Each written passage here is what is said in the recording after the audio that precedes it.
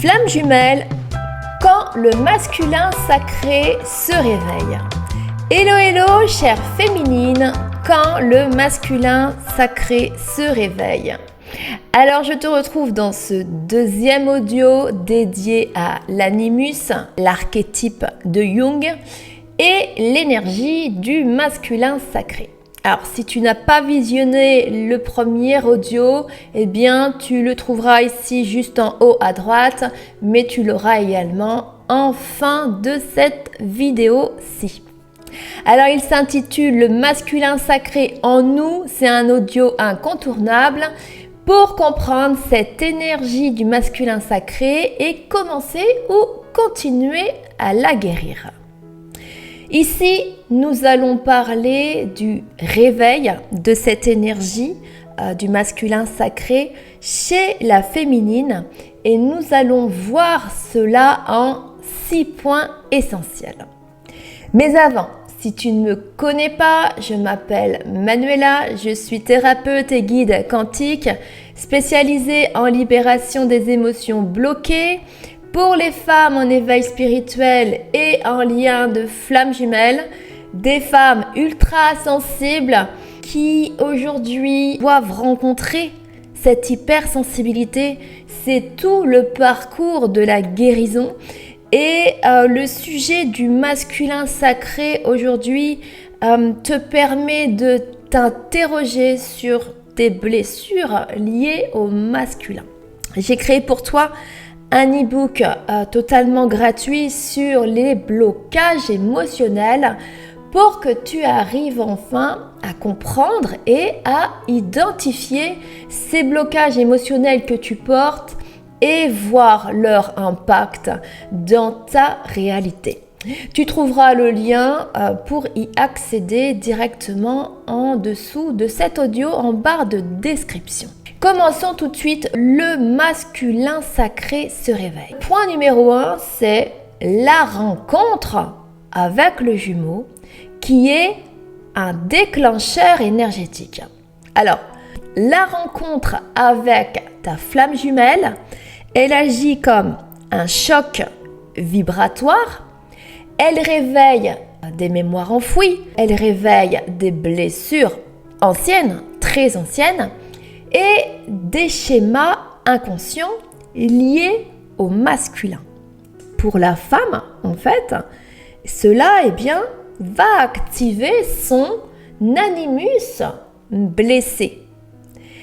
Alors, c'est son animus dysfonctionnel, cette énergie du masculin qui est dysfonctionnelle, qu'elle a développée dans son enfance face à des figures d'autorité masculine qui étaient elles-mêmes dysfonctionnelles. Cela crée de la rigidité mentale, de la dépendance affective, des peurs du rejet, du contrôle excessif, de l'insécurité à l'intérieur de toi. Ce réveil de cette énergie du masculin sacré, elle n'est pas une crise extérieure, mais elle est une résonance intérieure qui pousse à la transformation. Le point numéro 2, c'est justement l'effet miroir, c'est-à-dire que l'autre, il est comme le reflet du masculin à l'intérieur de toi. Alors, la flamme jumelle masculine, elle agit comme le miroir archétypal de l'animus. Ses comportements, ses absences, ses silences, ils viennent réveiller stratégiquement les zones d'ombre du masculin que tu portes toi à l'intérieur. Ce miroir, il met en lumière les attentes que tu projettes sur le masculin. Il met en lumière les blessures liées au père, à son autorité ou à son abandon. Il met en lumière les croyances limitantes sur l'amour. Tu crois aimer l'autre, c'est faux. Tout ce que tu veux, c'est que l'autre t'aime en retour. Mais ça ne marche pas. Ça, c'est une transaction qui est presque commercial de dire « je t'aime et j'attends que tu m'aimes ». Non, ça ne marche pas. C'est pas moi je t'aime comme ça et je te donne tant et toi tu dois me redonner tant. Non, en fait ce qu'on te demande c'est de devenir amoureuse, d'être dans un état amoureux. Que tu sois avec ton jumeau, que tu sois dans la nature ou n'importe où, chez toi, n'importe où. Tu es amoureuse, tu es dans un état amoureux. Donc c'est sortir des croyances limitantes sur l'amour. Et donc, c'est une invitation à reprendre en toi ce que toi tu projettes à l'extérieur. L'autre, il est le miroir, il est la projection, il te montre exactement ce que tu dois reprendre en toi-même. Le point numéro 3, l'animus blessé. Ce sont des manifestations et des distorsions.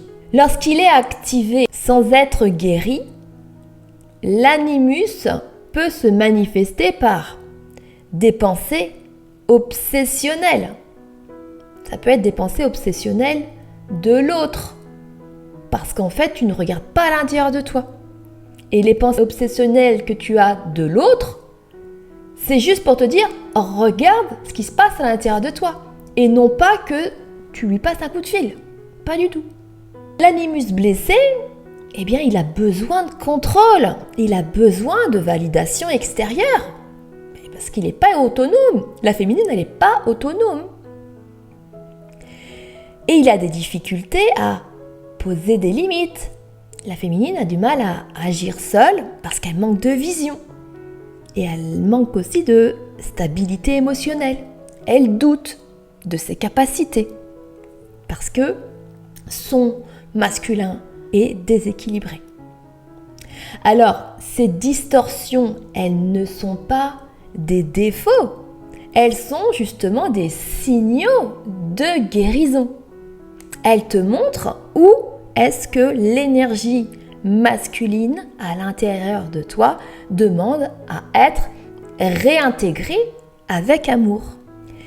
Le point numéro 4, c'est la séparation qui est comme une initiation à la guérison. La phase de séparation, elle est souvent le moment où l'animus blessé se révèle pleinement et demande à être guéri. C'est une période d'alchimie intérieure. La femme, elle est invitée à se reconnecter à sa souveraineté, à sa puissance et à sa capacité de passer à l'action. Alors elle va apprendre à se sécuriser émotionnellement, sans dépendance. Elle va lâcher sa dépendance affective. Elle va poser des limites saines et elle va agir avec discernement et alignement. L'animus, il devient alors un allié de guérison, un guide. Il devient la voix, V-O-I-E, et non plus un tyran intérieur. Il est nécessaire d'avoir la volonté de guérir son animus et passer à l'action de la guérison pour sortir de la victimisation. C'est véritablement important. Le point numéro 5. Guérir le masculin intérieur pour incarner l'amour sacré. La guérison de l'animus, elle permet de sortir des schémas de fuite, de poursuite, d'attente, de dépendance et de souffrance. La guérison du masculin intérieur, elle ouvre la voie à une union intérieure entre le féminin et le masculin, à une relation consciente avec sa flamme jumelle ou une autre âme miroir, une autre flamme jumelle ou un autre masculin sacré.